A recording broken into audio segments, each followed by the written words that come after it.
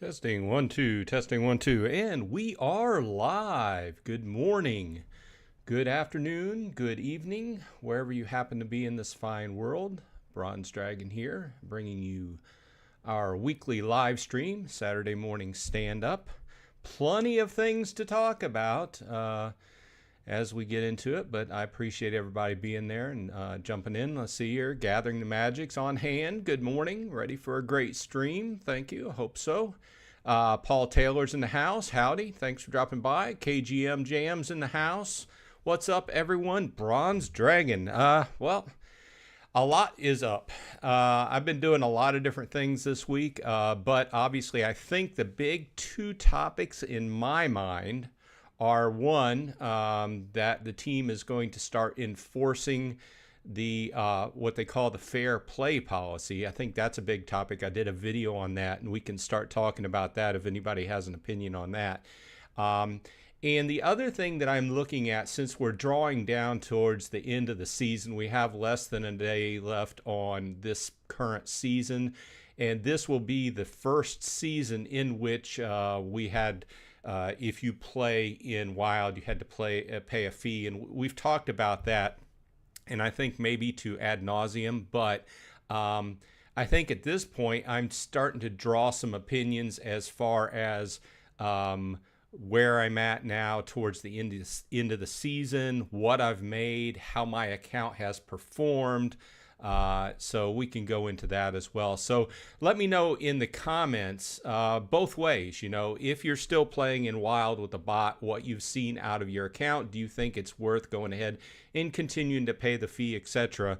Or on the other hand, if you've decided, if you're playing in Modern, how it's affected Modern, you know, as far as your play. Like, I've been going back and forth with my brother, and he has decided, and he decided this last season to stop his bot in Wild and go ahead and play in Modern. So I've been getting his take on where he stands with that, as far as what he's making and how much fun he's having and things of that nature. So we can go ahead and get into that.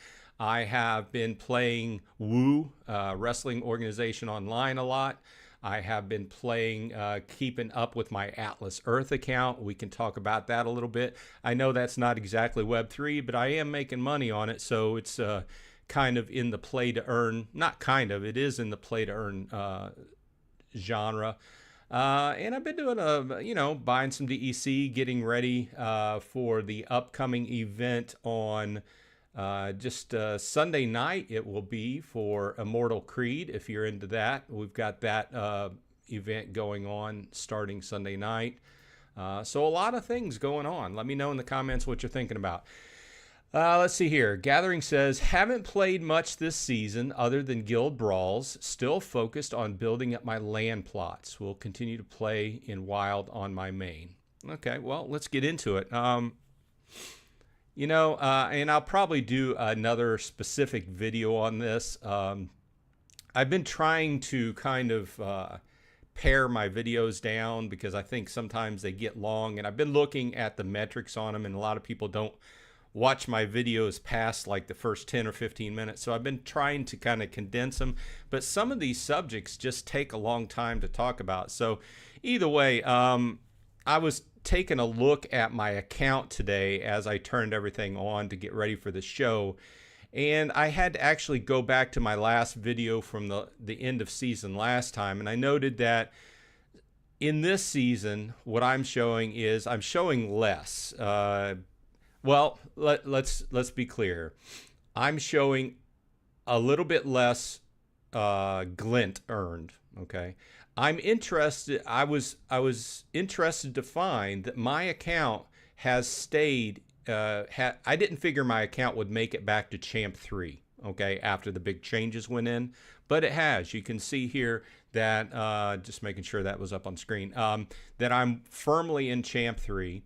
However, with the changes to my boost has went down, so I have made less glint overall. Just to give you a comparison, the end of last season, I was at about 80,000. So of course we still have another day to go. So I'm guessing I'll be about 67, 68,000, somewhere in there.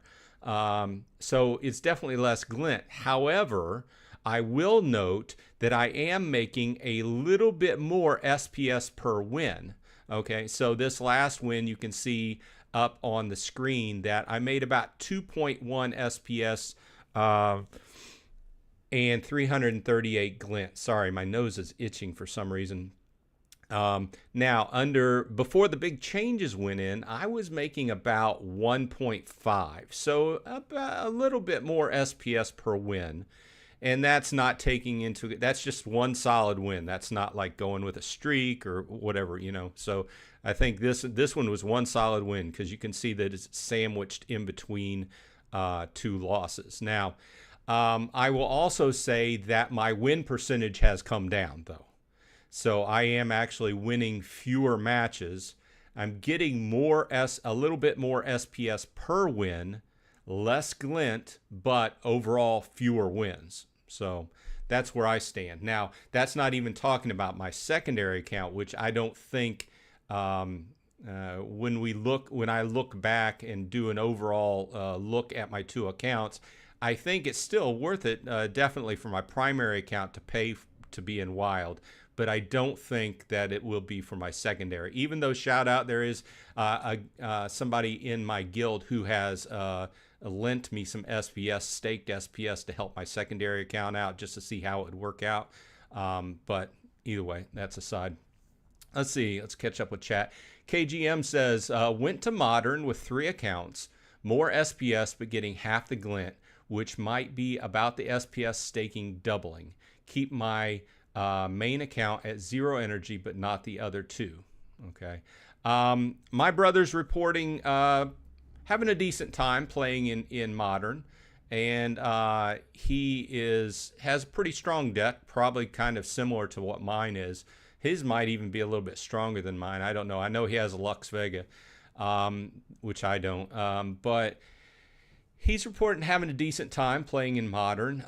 He is pretty much duking it out in silver, and I don't think he's reported getting out of silver and into gold. And you're talking about a deck that went from playing in champ to duking it out in silver. So it's like I said, it's all about if you're actually enjoying playing the game, if you're getting some kind of this is a big talking point, right? But I just wanted to kind of take a look at that.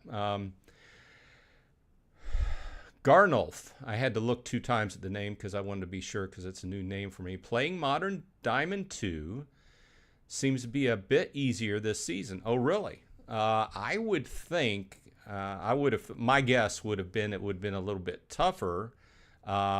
Maybe it's because more people are,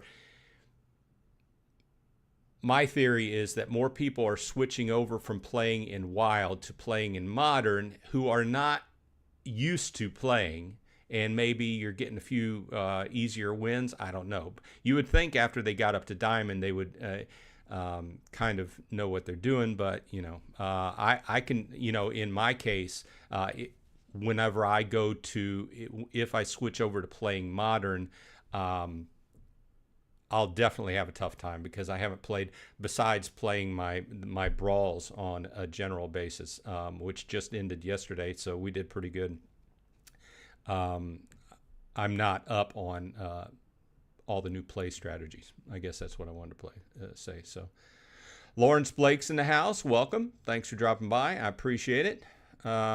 Let's take a look at the tokens today and see what's going on. I have been buying a little bit of DEC, getting prepared for the Immortal Creed event pack sale tomorrow night.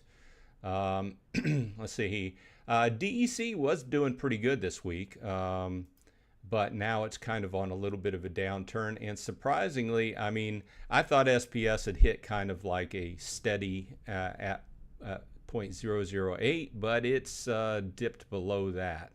I haven't bought any SPS for maybe a week and a half now, so it's not necessarily because of Splinterlands. It's because I've been playing Woo, which we can talk about as well, and I've been putting some money into Woo, and I've got a whole opinion on this because I'm learning a lot as I play. Some good, some bad. We can talk about that if you're interested. So let's go ahead and get into that. And like I said, I've been playing Atlas Earth as well, which is not Hive related, but it is making me a little bit of money. So either way, what do you all think about, I mean, the newest video, one of the newest videos I put out was on starting to enforce the fair play policy, okay? I said in that video that I firmly believe that using battle helpers, to me, is the same as using a bot. So I don't think, I've been very clear about this, I don't think that you should be able to use battle helpers in any of the formats that they just announced. Well, the fair play policy has been put in for quite some months, but now they just have the manpower. They hired Siler a few months ago to look into actually being able to track down, find who's using these, and you know, kind of enforce the rules. Joffrey Jones is in the house. I like how games list SPS at 0.01 now. Pretty sneaky. Somebody was texting me, or not texting me, someone was pinging me in Discord the other day, and let's look at SPS. I'm trying to remember what he had said, but he was looking at, on the SPS page, he was looking at the value of what his SPS was, and he had noted that it had went down, although the amount of I forget exactly what he was, but what it came down to was the fact that what's Joffrey says, you can't prove someone is using a battle helper, it's a joke. Well, if they're pulling from APIs, you can, but if they're not, so if they're not pulling any data from the game, you can't prove it. So I don't know, you know, I don't know how you could use a battle helper without pulling data from the game, but I guess it's possible. But back on this, back to the point about listing SPS at 0.01. There was something on this page that, and I'm trying to remember what it was, but it was listing the value at SPS wrong, and the formula within this that's pulling the value up here is actually it seemed to me at the time whenever I was looking at it that it was pulling it directly, and I don't know how many times per day it pulls it off of whatever one of the value website is, but it was up to date, whereas where it was quoting it was incorrect. So it was quoting at 0.01, and really, you know, SPS is at 0.0075, which is a decent difference, right? So, also, thanks Alex B for bringing it up. Do you make a lot of SPS playing TD? Are you talking about tower defense? I did jump into that and I started playing it. I haven't played it a lot. To tell you the truth, I tried to make a video one time the day that Tower Defense Soulkeep released, but it was just too long and drawn out, and I just didn't like I didn't like how it went, so I just didn't put it out, and I need to redo it. I still have the video of me opening my packs and everything and what I got out of it, but first of all, the thing you have to note, and I've noted this in a few of the videos we've done on the run up to Soulkeep, is, you know, it's been more than a year, right, that we've been doing interspersed videos as they've been talking about it. But the pool for Soulkeep is small, and I understand some people aren't happy with it. And one of my main points is they've generally, they've changed big time how Soulkeep was supposed to interact with Splinterlands. and how staking was going to work, and how you needed to have cards, and how you had staked, and how you had to have SPS staked to earn from the game. It's changed radically into what the game's become now. Okay. But first off, the pool allocated for Soul Keep as far as SPS is very small. So going into Soul Keep, if you're going to play Soul Keep, you have your daily tournaments, and the tournaments are the only way you're going to make any SPS. And I haven't won any tournaments. I haven't placed in any tournaments, so I cannot quote on that. However, I do know, obviously, if you've looked at a few videos on this, the tower or the tier ranking system, the higher the tier, the higher the league you are, the bigger percentage you're going to get, etc., etc. This game's tough. I mean, it's not an easy game to play, and I would estimate that you would have to put a lot of money into Soul Keep packs to be able to get, and obviously learn your strategy and everything to be able to get into, above the first 3 or 4 leagues, right? But that's the same way in Splinterlands as well. But don't expect to make out of Soul Keep what you're making out of Splinterlands. And what we've made out of Splinterlands has generally come down a lot. And that's a whole different topic, right, over the years. But I did dabble in Soul Keep this week. I did a video. I didn't like it. I didn't post it. I need to do some more. That's where I stand. But I did play enough to note that it's not an easy game. And so that's what I think. So the general answer to Alex is no. Do you think we're going to make a lot of SPS playing tower defense? No. Gathering the Magic says, what do you need to do in Soul Keep to earn? You need to play tournaments, like I just said. You can play the battles, which is generally your just general gameplay to work your way up into the leagues, okay? But to earn, you have to play the daily tournaments, okay?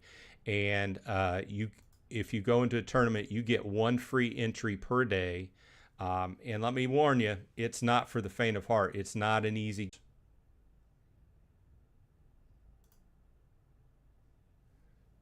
Sorry about that. My connection went down for a second.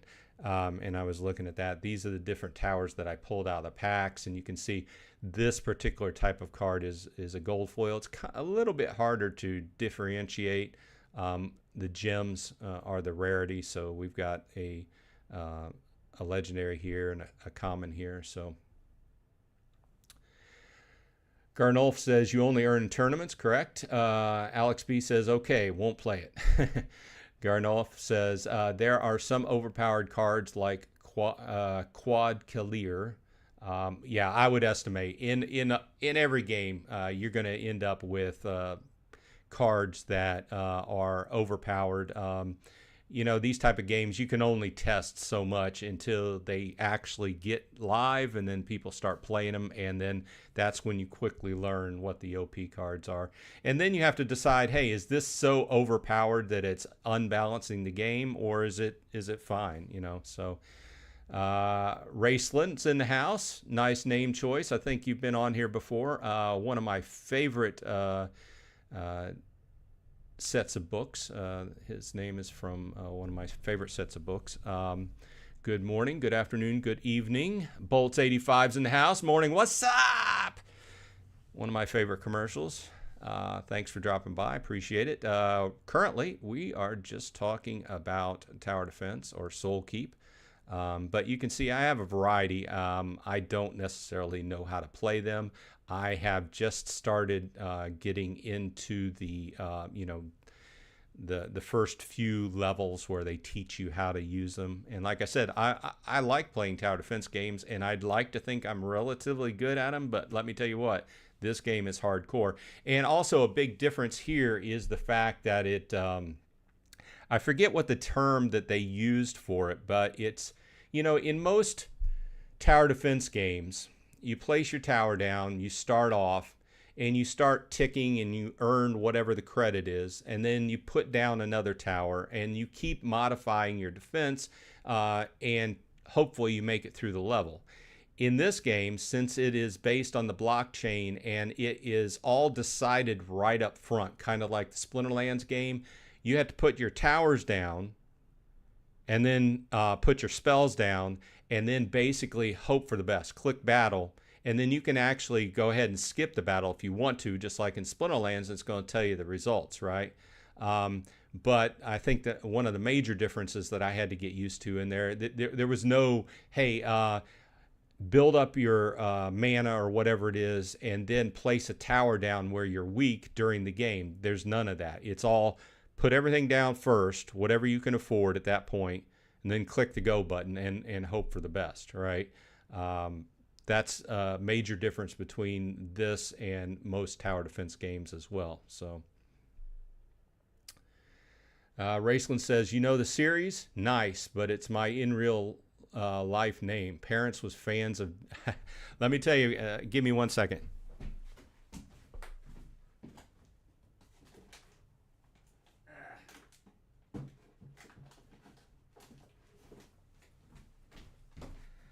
Sorry. I thought I had him up here, but I didn't.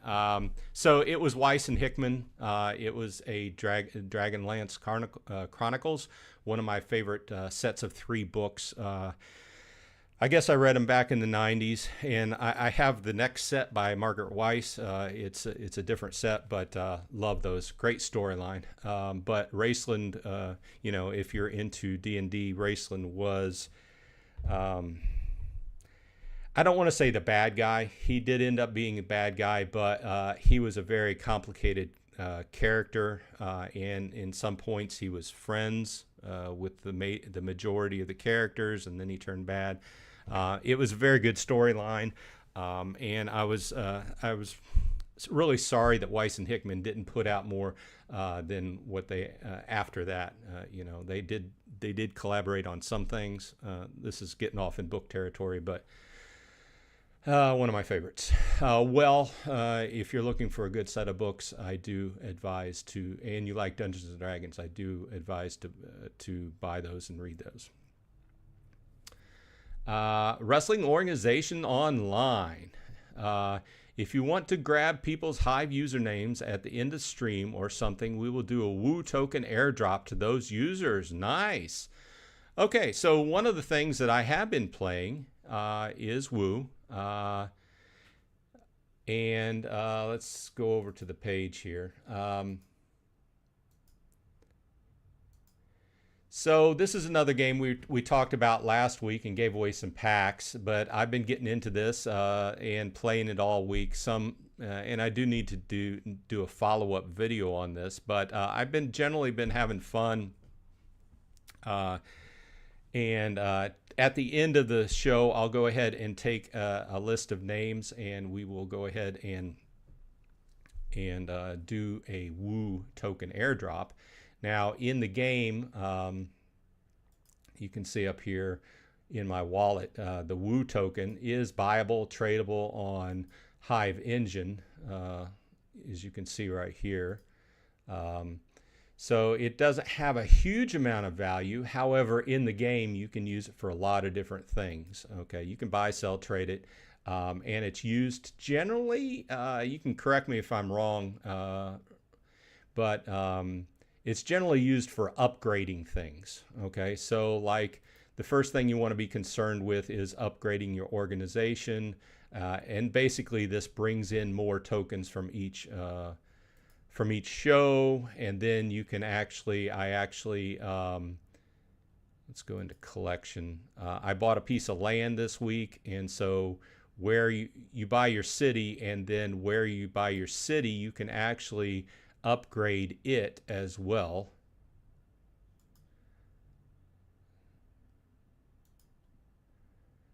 So you can see I've been busy. You can upgrade everything from the building, the concession, the parking, the bathroom, and a number of other things. This is all uses Woo as well. So basically the Woo token is used for a lot of different things, but a lot of it is improving what you have in the game and improving.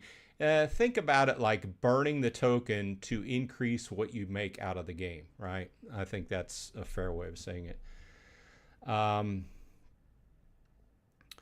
Raceland says, SK has been really fun. Paul Taylor says, I was into Forgotten Realms as a young D&D player. I really preferred Dragonlance. I liked Forgotten Realms. In fact, I liked playing those. A lot of the games they came out, PC games they came out with at the time, early, mid, late 90s, were all based in Forgotten Realms. And I know we're getting off into a tangent, but hey, it's all related, right? This is all where all this games came from. I like a lot of the Forgotten Realms stories, but I really liked Dragonlance. So, Supreme Victory Studios in the house just got up in Sup Gamers. Welcome. Thanks for dropping by. Appreciate it. Paul Taylor says, can you play a game in Woo for us to see it? Yeah, sure, definitely. Okay, so let's go ahead into play match. Let me explain, first of all, what's going to happen right up front. So Woo is a game where you buy cards, packs of cards, and the cards are your wrestlers. Let's look at my collection, first of all. There are different types of cards. Okay, so the main cards are going to be your wrestlers, and of course they come in common, rare, epic, and legendary formats. Then you're going to have your managers, which assist your wrestlers. Okay, so the main thing is you're going to have, each one of these has a certain cost. And like we can look at Artie right here. The cost is in the upper left. And each show, just like in Splinterlands, where you have a certain amount of mana to play a hand, in each show you have a certain amount of cost you can spend, and you kind of have to look at filling all 4 of your slots, your main show and then your 3 undercards for that money. And if you have a little bit of extra money left over, then you can possibly slot in a manager on your main match to hopefully win that, because your main match gets 2 points and each of your undercards gets 1 point each, and whoever ends up overall with more points wins the show, and you take home whatever the prize is. So let's go ahead, and hopefully one of the drawbacks this week has been that I get a lot of errors when I try to play a match. As far, let's cross our fingers here live. As far as the matchmaking goes. Nice. Now this, if you see Couch Committee, that is the bot that helps out with, what do we want to call it in Splinterlands? The amount of matches. So we have like 3 minutes to put together. Our main match here is a female, have a undercard of a female, a male, and a tag team. I have 24, so that's a relatively low budget. So I'm going to go in, first of all, my main female, I'm going to pick Abby Rhodes because she is a low cost. She only costs 4. I know that's going to be a good selection. I'm not going to have enough money to use a manager. So my main slot, my Lexi Lawless is injured. Some of my others are injured as well. We'll talk about that after we get done here. I'm going to go in with Ida May. She's a legendary. I have 12 left. My undercard, I think my tag team, I'm going in with Hinterland Hunters. They only cost 6, and they're pretty strong. So that means I have 6 left to spend. Perry is 8. I would like to, how much is Riker? Riker is 6. I think I'll go in with Riker. And so I've hit my match budget. I think that looks pretty solid. So we'll go ahead and submit the team. And after this, I'm going to turn up the desktop audio a little bit because they do have audio in. Hopefully this doesn't blast your ears out. 1, 2,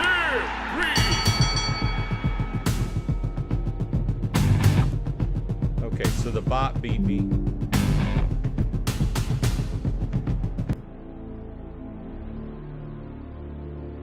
And I have some audio going from some other... Okay, sorry. I was trying to figure out where my other audio source was. Okay, so the bot beat me on the undercard male. Let's see if my Abby can do anything against the and it beat me on the secondary. So I need to win these two to be able to win the show. 1, 2, 3. And I won the tag team match. Now I need to win this. I have a decent amount of luck with Ida May against Lexi. 1, 2, 3. And I won. So we'll see that. We'll look at the results here. I won 3-2, so I won 19.0. So, and each of the, just like in wrestling, each of the wrestlers has a particular kind of music that they go in with if they win. So that's that. So I needed to pick up a win. I picked up a win. Okay, let's catch up on the chat. Wrestling Organization Online says, I love me some D&D. I think they did a good job with 5e. I like 5e, but it's a whole different topic on what Wizards of the Coast has done with the company since then. Let's just leave it at that. I could talk about that, but I'm trying to stay positive. Garnulf says, where do we get Woo without paying such huge slippage? Well, Woo would have to answer that, but I've just been buying some. And one other thing that I will note is you can buy and stake, which I have. Let's see. This is their main website, their older website, but you can see that I have some staked. I bought 325K this week, and I have it staked. It's currently at 14.29 APR, and this is my daily claim, so about 100, between 100 and 150. We'll go ahead and claim that. And when you claim, it automatically goes to your staked balance. So I also have some Hive power delegated, not that much, but you can delegate Hive power to help the game go. Because all their transactions are directly on the Hive blockchain. Okay, sorry, I'm falling behind. Just kind of getting into that.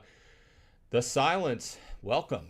Forgotten Realms is fine. Dragonlance is the best. Did you ever play the Gold Box D&D games? I did, but it's been such a long time, and I agree, Dragonlance is the best. Although I have had a lot of fun in Forgotten Realms over the years. International Travel Channel, Guten Tag is in the house. Soulkeep is awesome. Glad to hear that you're having a good time. I still need to dive deeper into it. Bitcoin Flood, good morning.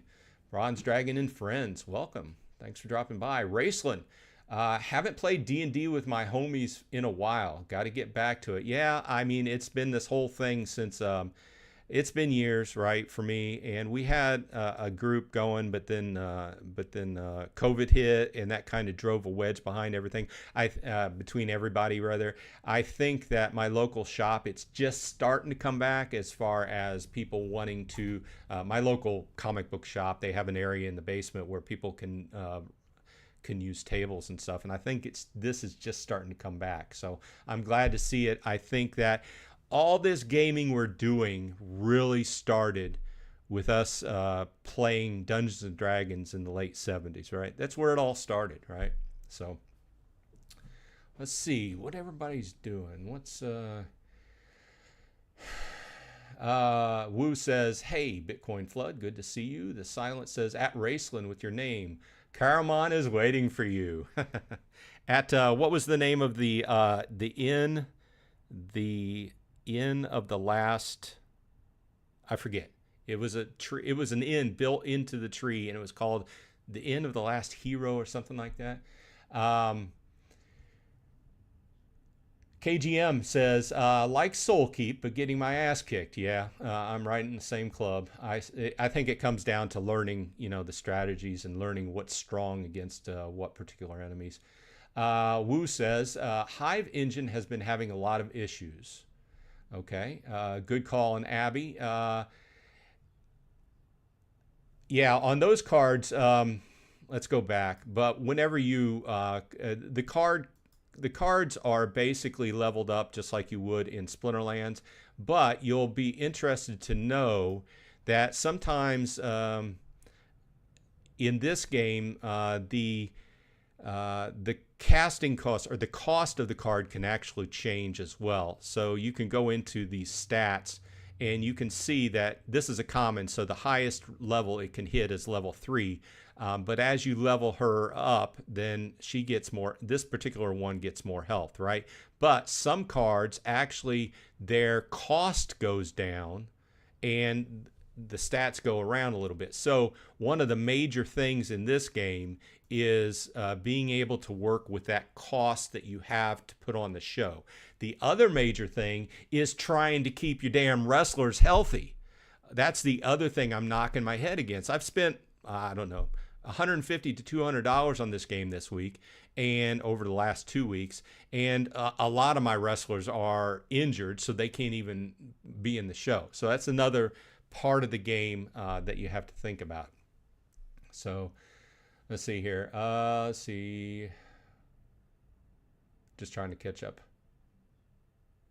Gathering the Magic. Why no Ric Flair? Yeah, if you were at the last show last week, I tried to do the Ric Flair woo, and my voice just does not go up that high. I can do the Macho Man slash Hulk Hogan slash, I think it sounds like a little bit like the Kool-Aid Man. Oh, yeah. But I can do that, but I can't do the Ric Flair. And I keep coming up against this video montage on YouTube where Ric Flair does it with another guy. It's a woo off where they're like, woo, woo, woo, woo. Okay, so let's catch up. I love Ida's song. I do, and I like the fact that you do have, in this game, you have some other items where you can change their artwork and you can change their, I don't have many, but, oh, I know I was going to open up some boxes.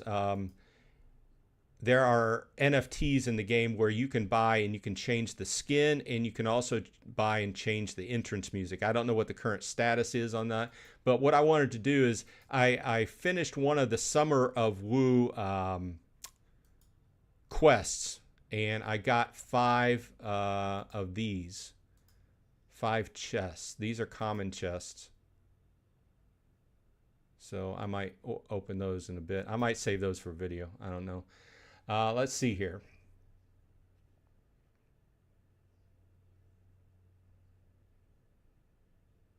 I'm trying to find where I... Wu says, at Gathering the Magic, Ric Flair is currently signed with AEW, and before that he had a Legends contract with WWE. Gathering says, can't believe he is still active. He is in his mid-70s. I imagine he's not doing a whole lot other than like promos and stuff. Yeah, insane. He is still kicking. Gathering says, are you allowed to use wrestlers that have passed away? Paul Taylor says, sounds like we need a short video on the Wizards on the Coast. Sounds like an interesting topic that a lot of us could be interested in. Well, I think what it comes down to is what other big companies have done. It's more common for a company to buy a smaller company that has something they want. Well, it's cheaper money-wise for your company, if you're a big company, to say, they make a good product, that's what I want, so I'm going to, it's cheaper to buy that company and integrate it into your company than it is to develop that product from the ground up. And in this case, and then once they do, they go ahead and they just kind of wring the life out of it. Same topic, the same thing I'll say for Disney and Marvel, right? Don't get me started there, man. So I think that I used to love Magic the Gathering, and then I've said this before, you know, they put one set of cards out a year, and I think that this is a valid talking point with Splinterlands as well, because you start putting out more and more sets of cards, and like the whole modern situation we were talking about, where basically when a new set of cards goes live and the old set of cards goes out of modern, it's relegated to wild. And then if you want to stay playing in modern, you have to buy a whole new set of cards, right? Well, what Magic the Gathering has done is they've increased that frequency to like once a quarter, maybe more. So there's not just one set a year. There's like 4 sets or 5 sets. You can't keep up to it. You know, if you want to play in the newest tournaments to try and win money in Magic the Gathering, you're putting tons of money. And the same thing applies to Magic to Splinterlands. So once the card set, like most of us have a lot of Chaos, once that rolls out of Modern, then a lot of people are going to be faced, well, do I just start paying to play in Wild, or do I invest a lot of money into the newest cards? You know, so. Okay, let's catch up. I've got to get a drink here.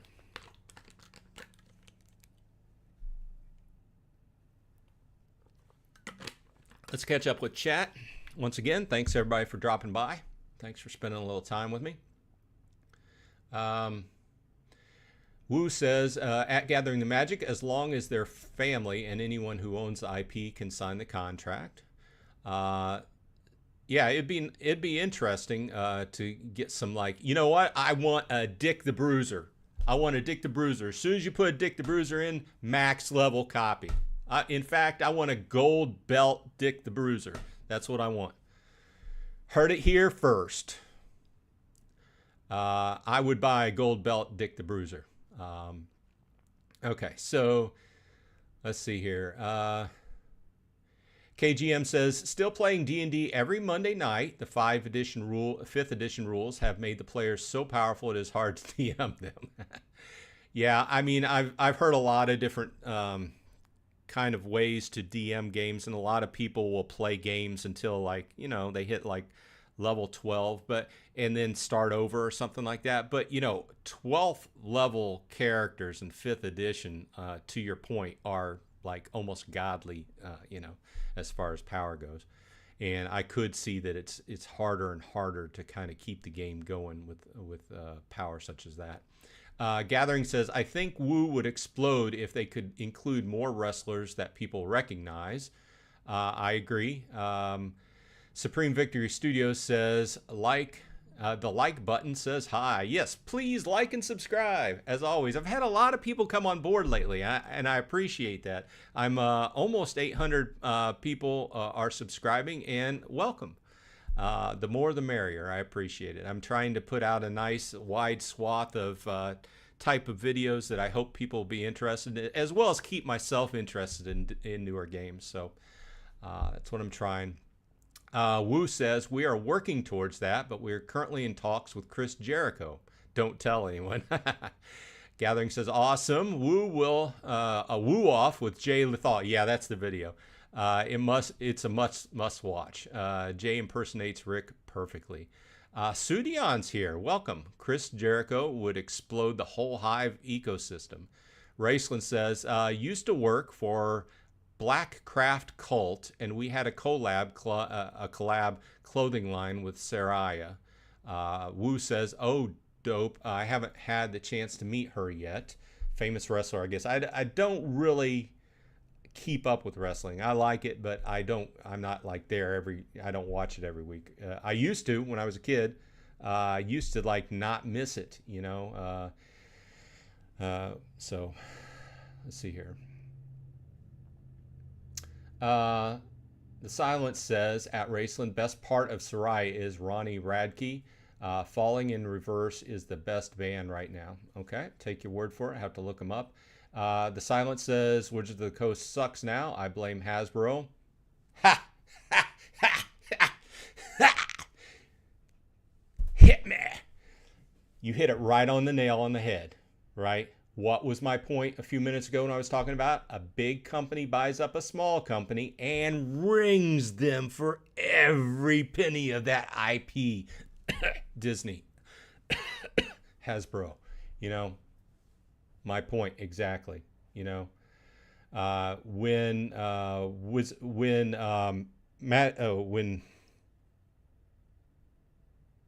Wizards of the Coast bought D&D, I was very glad because they saved D&D from going down the drain and becoming a nothing, right? But then when Hasbro bought Wizards, I knew the writing was on the wall.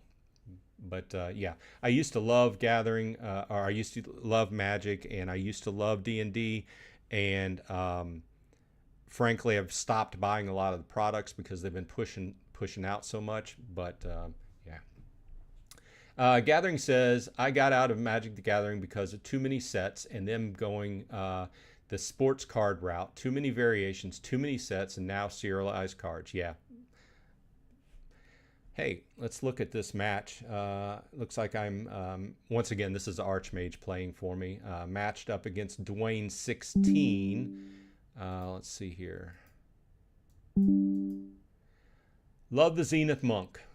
If you don't love the Zenith Monk, you are wrong. Tidebiter, followed up by Musa Celine. I love Musa Celine. Murd Hampier. Love my Murdali Guardian. And I don't play the Kulu Swim Hunter that much, or the Murd Hampier. Let's see. Kind of similar hand. Let's see what happens here while I catch up with chat.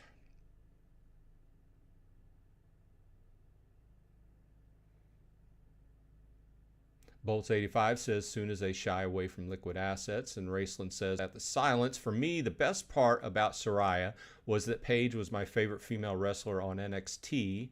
But yes, Ronnie, Falling in Reverse are insane artists. And I can't say anything on that. I'll just have to take your word for it because I don't know about them. Garnolf says, what can you do with a land in Woo and how much does it cost? Okay.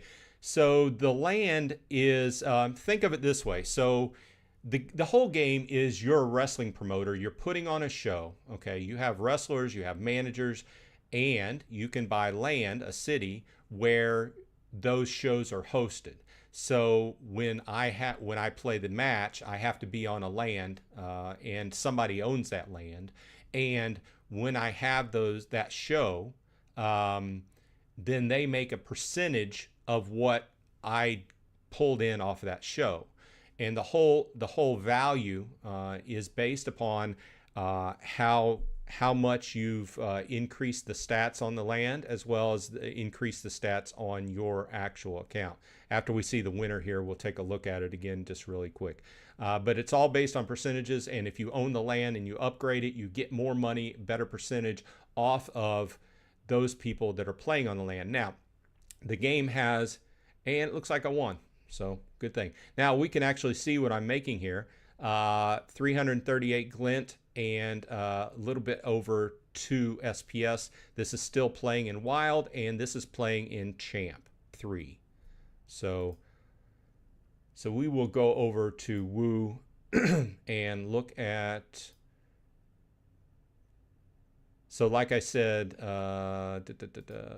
let's go to play. Still learning my way around. So the first thing is you want to upgrade your organization, and this basically brings in more money from each show. It costs from very little Woo, and the costs go up per level, as you would think. And then when you go to the cities, let's go to my collection, land, and upgrade land. And when you buy your land, you have to stake it to be able to use it. But all these different things you can level up, increase the amount of money or amount of Woo you make per match, right? But then when somebody, like I have 0 visitors on my land right now, but yesterday I had a visitor, so I made a percentage of Woo off of what that show they held on my land. So that's what that is about. And there's more in the works, and Woo would have to talk about that more. But that's the basics behind that. Gathering says, remember to drop the elbow on that like button. Yeah. Please like and subscribe. As always, I do appreciate it. It's helping me out. Bolts85, what Woo? Land like a stadium? Yeah, it's basically you buy the land and you build a stadium. You upgrade the stadium on it. Like I was saying, you upgrade the every different part of it, from the parking lot to the concessions and everything, and every different upgrade gives you basically a little bit more off the show. So it's just a gamified way to earn more token from burning the Woo token. So the Silence says, my D&D group are level 13 right now. I also get a turn DMing. It is difficult to DM high-level parties. Yeah, I mean, at a certain point, theoretically, you know, in creating your story, when you sit down to be a DM, and you look at the amount of monsters that are at your disposal, when you get high level, you have to start throwing huge things at them, right? And then you just eventually, I mean, remember the God's Manual and then, you know, dragons and stuff. But doing that, it's hard, to me, it gets harder and harder to craft a story versus your standard lower end level mobs. Great discussion on D&D here. Raceland says, I've been there, never makes lives. Silent Riot. Don't understand that. Gathering the Magic says, I need to change my name. Too confusing. People get me and Magic the Gathering mix up. Yeah, I do it all the time. The Silence says, at Dragon, watch the music video Zombified by FIR. It's a good one. Okay, will do. Raceland says, at the Silence, silent or side quest unlocked, be a music video reaction channel for one song.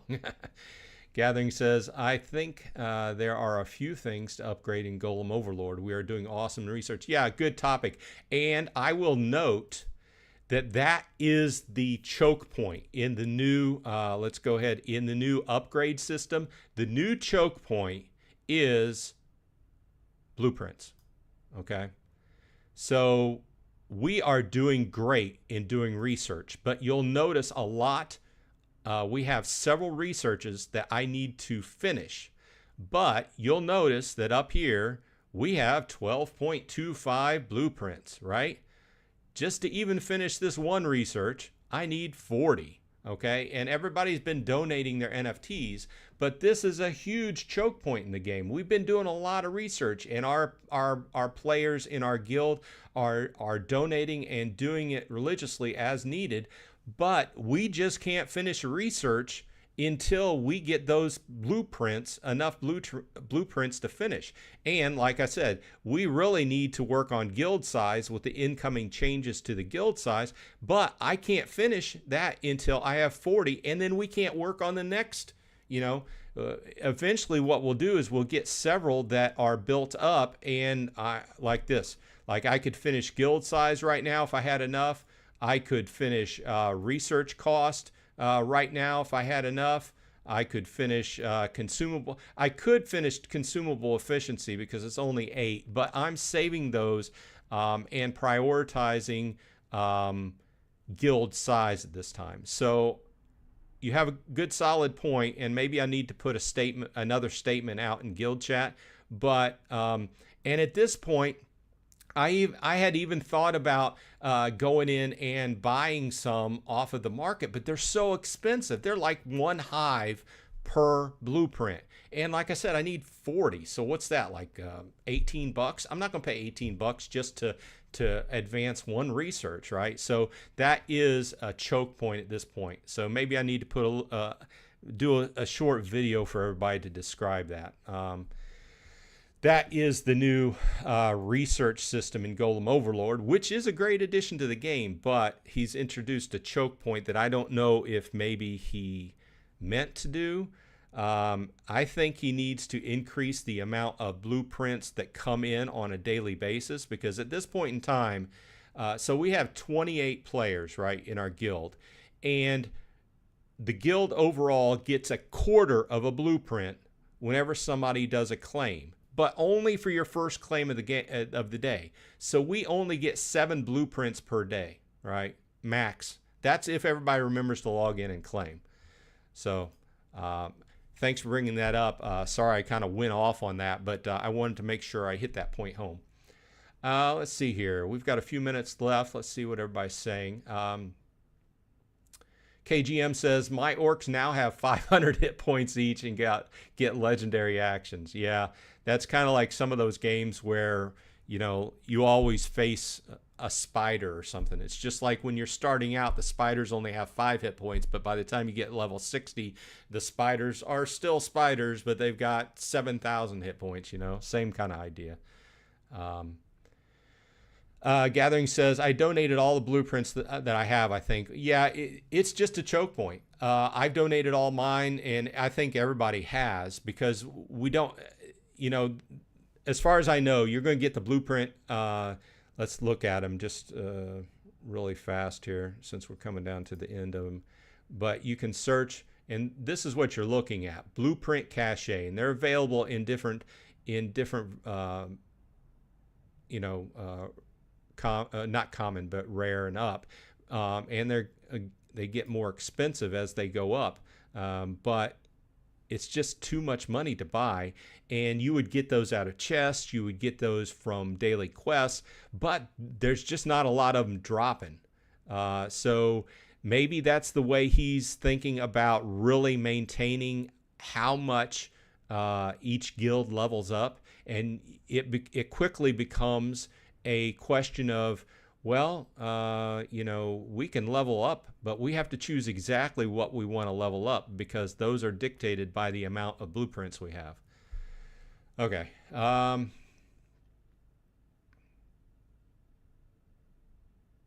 Raceland says, never make it to your live videos.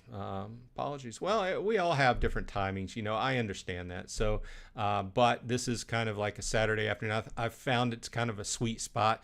I've tried to stream at night, and it just doesn't draw as many people. So I think this is kind of a sweet spot. I understand everybody has different time zones and everything. I work with people all over the world, so I know how it goes. But thanks for dropping by.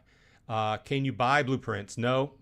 Well, you can on the market, like I just said, but they're fairly expensive. And I'm not going to go in and do that. But they're dropped in the chests, and they're dropped for quests. So, Raceland says, I'm obsessed with this game, and there's nothing to do most of the time. Birds, bees, and trees is in the house. Hey, welcome. Thanks for dropping by. Raceland says, the guild size reduction is going to hurt us. Just got a few from tier 5 dailies. Yeah. Well, the good news is that we are not going to have to kick anybody out.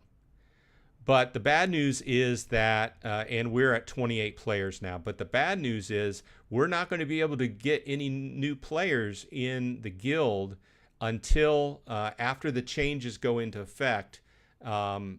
We're basically just going to have to concentrate on the research for the guild seats, and we'll just need to be able to get our total back up above 28, which is going to be tough before we can admit any new players. So, and as you can see, I've got three things that I could actually finish if we had the blueprints.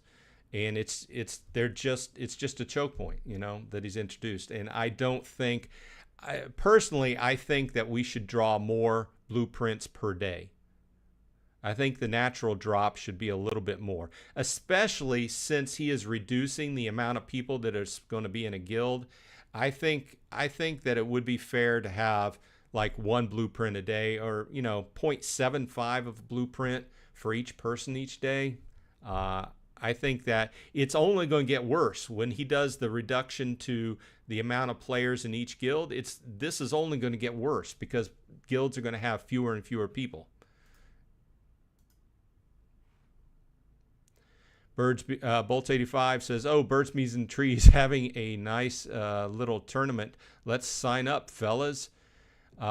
It's at night at my time, 12 p.m. Well, Bolts, thanks for dropping by. I do understand that this, depending upon where you live in the world, obviously, I do appreciate you being up at midnight. And apparently Birds, Bees, and Trees is having a tournament, so go check them out. Gathering says, is there an area of research that adds to your daily blueprint rating? Not that I know. I went through all of them, and no. So I think that the way this is shaking out is he just needs to increase the amount of blueprints earned by the guild per person per day for this system to really work. Otherwise, it's just going to come to a stalemate, and people aren't going to be able to advance much, you know.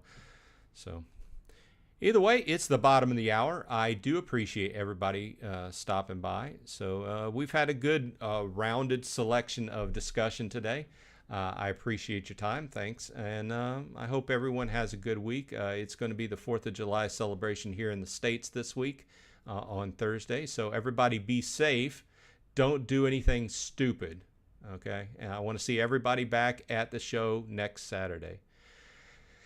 Have a good one. This is Bronze Dragon, and I will see you on the flip side.